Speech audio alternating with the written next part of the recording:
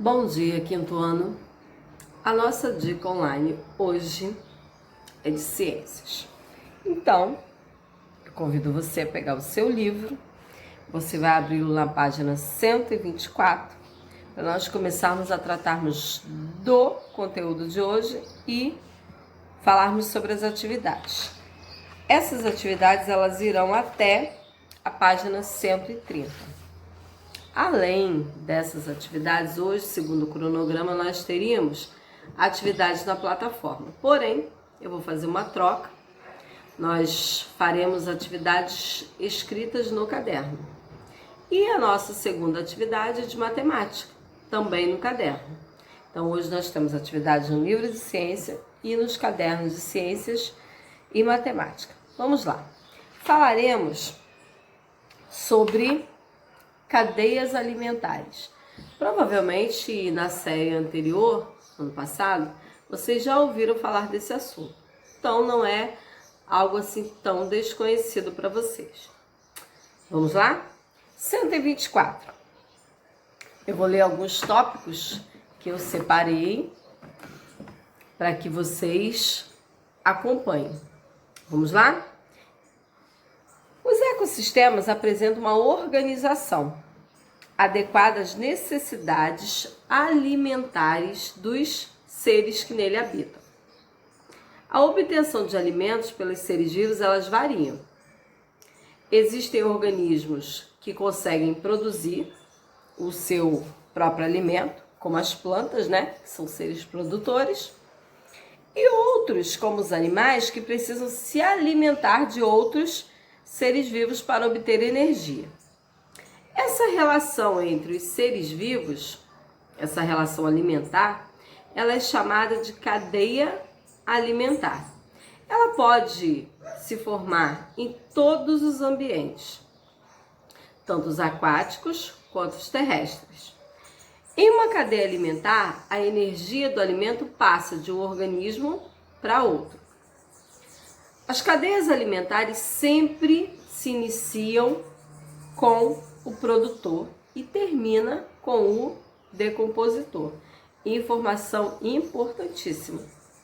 A cadeia alimentar se inicia com o produtor e termina com o decompositor. No meio desses dois aí nós vamos ter os consumidores. Entre eles pode haver um ou mais consumidores, que eu acabei de falar com vocês. Eles devem ser, ou podem ser, herbívoros, quando se alimentam de plantas. Podem ser carnívoros, quando se alimentam de outros animais, ou onívoros, quando podem se alimentar tanto de planta quanto de animais. Isso aí já foi um assunto estudado por vocês em séries anteriores. Os seres humanos, nós, os seres humanos, nos alimentamos de outros seres vivos. A gente, por exemplo, é onívoro, Se alimenta tanto de animais quanto de planta, Então, fazemos parte da cadeia alimentar. Para representar uma cadeia alimentar, usamos setas, que partem sempre do alimento e apontam para o consumidor, terminando onde? No decompositor. Aí vocês têm aqui, na página de vocês, o exemplo. A planta, que é o ser produtor. O consumidor, a lagarta, ela é o consumidor primário. Isso porque ela foi a primeira a se alimentar da planta, que é herbívora. Mas não é o fator dela ser herbívora que determina que ela é consumidor primário, não. Porque ela foi a primeira a se alimentar. Depois nós temos o consumidor secundário, que já é um outro pássaro. E ainda temos um terceiro consumidor. Você pode notar que a lagarta se alimentou da planta, veio o pássaro se alimentou da lagarta e veio o pássaro maior e se alimentou do pássaro menor. Essa é a sequência da cadeia alimentar. E no fim acabaram virando decompositores. Geralmente os decompositores eles são compostos por fungos e bactérias. Lá na página 125 vocês têm atividades. A primeira é um diagrama, onde vocês deverão encontrar 2, 4, 6 palavras. 6 palavras que estão relacionadas a essas dicas aí do lado esquerdo. Depois vocês irão responder, observando a cadeia alimentar. Essa atividade do livro vai ter uma parecida no caderno também. Ele perguntou, quem é o produtor? É o arbusto, né? O produtor é o arbusto, essa árvorezinha. Aí depois nós temos como primeiro consumidor o gafanhoto, segundo consumidor o sapo e depois os decompositores, que são fungos e bactérias. Então, página 125 vai ser feita. Lá na 126, a gente vai falar sobre equilíbrio ecológico. O que vem a ser equilíbrio, né? De acordo com as populações que eu me refiro podem ser grupos, né, de animais que vivem em um lugar. Se há mais de uma espécie, menos da outra, é necessário haver esse equilíbrio. É o que a gente vai ler, ó. As relações alimentares entre os seres vivos não param na cadeia alimentar. Além de garantir a sobrevivência da espécie, elas ajudam no equilíbrio natural. Quando um ecossistema está constantemente sujeito a desarranjos, eles poderão causar o desequilíbrio ecológico. O desmatamento, por exemplo, pode influenciar no surto de certas doenças, como a febre amarela. O vírus dessa doença é transmitido através do macaco, de um macaco para outro e através da picada de mosquitos. E esse ciclo ocorre dentro das florestas e matas. Com o estreitamento da região entre a mata e a cidade, o vírus chega ao ser humano, transmitido por esses mosquitos, e depois eles picarem o macaco contaminado. Assim, o ser humano passa a participar do ciclo da doença. A gente tem aí como imagem, né, gafanhotos alimentando-se de plantas. Com o desmatamento, aumenta a infestação desse tipo de inseto nas lavouras. Ou seja, como se eles estivessem assim, estão num lugar que foi desmatado ou queimado, o que ele fará? Ele irá migrar para outro lugar onde não tenha. Só que lá nesse lugar onde ele foi, já existem outros gafanhotos. Então vai haver o quê? Um desequilíbrio. Vão haver muitos gafanhotos para menos comida. A segunda imagem está aí. Os pássaros e outros animais se alimentam de gafanhotos.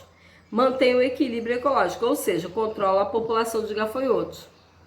Neste caso aí, o pássaro se alimentando do gafanhoto, ele está diminuindo aquela superpopulação que se formou. Página 127.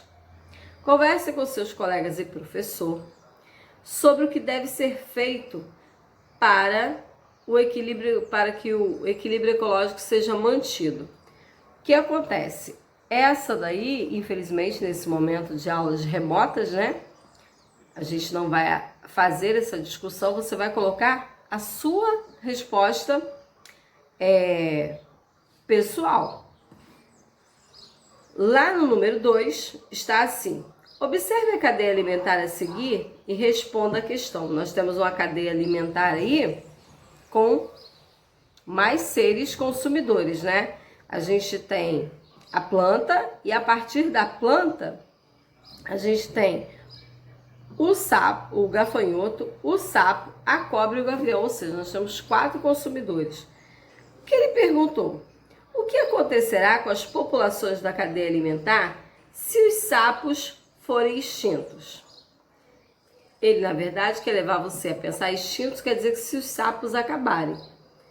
E aí, aumentará que tipo de população? Porque o sapo, ele será o alimento da cobra, né? Então, o que acontecerá? Que tipo de desequilíbrio acontecerá na natureza? Lá na página 128 é uma experiência para falar sobre a ação dos decompositores. Neste momento, nós não faremos essa página. Isso porque ela demanda de comprar alguns ingredientes, como fermento. A fruta nem seria tanto, porque geralmente vocês teriam em casa.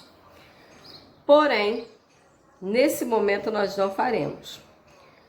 mas deixa ela reservada aí quietinha. A página 128 não é para ser feita. Lá na 129 vai falar sobre a diversidade dos seres vivos. A evolução das espécies. Observamos as espécies da Terra e percebemos que há uma grande diversidade de seres vivos adaptados aos mais diversos ambientes, ou seja, há aqueles que vivem em ambientes mais úmidos, aqueles que se adaptam mais a ambientes secos, né?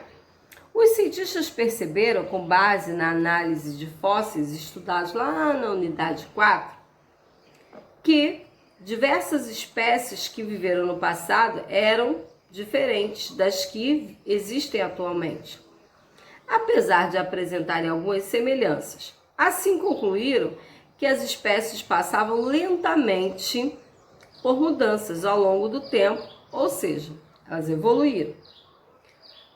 Os indivíduos que não se adaptam às modificações do ambiente são naturalmente extintos por esse meio, pelo processo denominado seleção natural.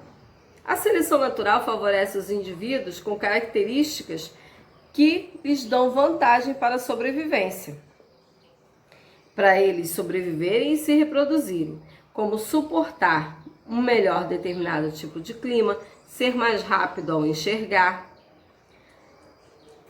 camuflar-se. Ao transmitir essas características aos seus descendentes, a espécie se mantém no ambiente. Contudo, a mesma espécie pode desaparecer, isto é, ela pode entrar em extinção, se o ambiente não se modificar e ela não conseguisse se adaptar a essas mudanças. A gente tem aí, na imagem do livro de vocês, um cacto, né, que é uma planta que ela é adaptada a ambientes muito secos, como o deserto, por exemplo. Lá na página 130, que é a nossa última página, está assim: observe as imagens a seguir e, com base na teoria da seleção natural, ou seja, aquela de que o ser humano se adapta a lugares, que ele se camufla, né? Você vai marcar a opção em que o animal teria maior chance de sobreviver por conseguir se esconder melhor do seu predador. Aí nós temos duas imagens, você vai marcar um X. Qual dessas aí seria mais difícil, né, o predador observar que existe uma presa aí? Número 2. Analise a imagem a seguir e, com base também no processo de seleção natural, pinte as borboletas de forma para que elas se camuflem, escondendo-se de possíveis predadores. Depois, explique o motivo da cor da sua escolha.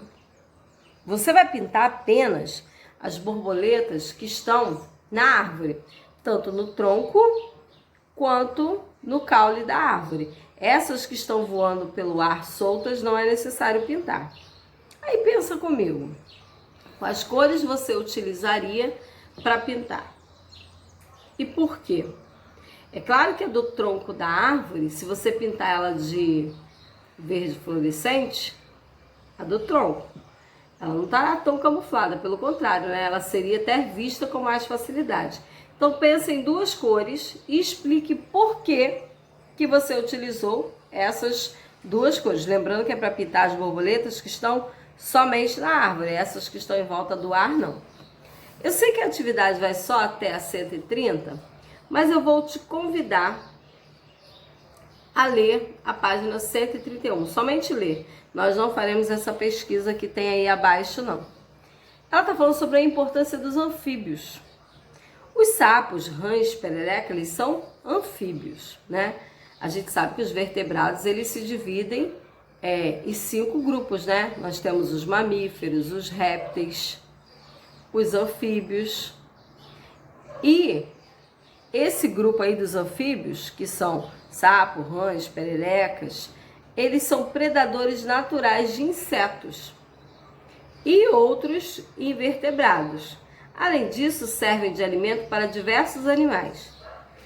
Os anfíbios respiram pela pele e dependem de água para se reproduzir. Por esse motivo, eles vivem em ambientes úmidos, próximos a rios e córregos. Eles são sensíveis a substâncias tóxicas. Assim, a ação dos seres humanos no ambiente, como a canalização, a poluição do curso de águas, podem contribuir para a diminuição de algumas espécies de anfíbio. Com a diminuição ou ausência de sapos, rãs e pererecas, aumentaria a quantidade de insetos, inclusive de transmissores de doença, como a febre amarela, a dengue e a malária, que acabam atingindo os próprios seres humanos. Então, esse textinho aí, ele está falando sobre a importância dos anfíbios. Na verdade, ele é um texto que tem tudo a ver com o equilíbrio ecológico. Se houvesse menos sapo, haveria mais insetos. Então, não deixem de fazer as atividades. Eu vou postar no grupo, agora pela manhã, a atividade do caderno, que tem a ver com este assunto e o assunto da semana passada, que foi tratado, que é sobre ecologia, ou seja, a pesquisa vai da 121 até a 130. Tenham todos um excelente dia e nos vemos na nossa próxima dica online.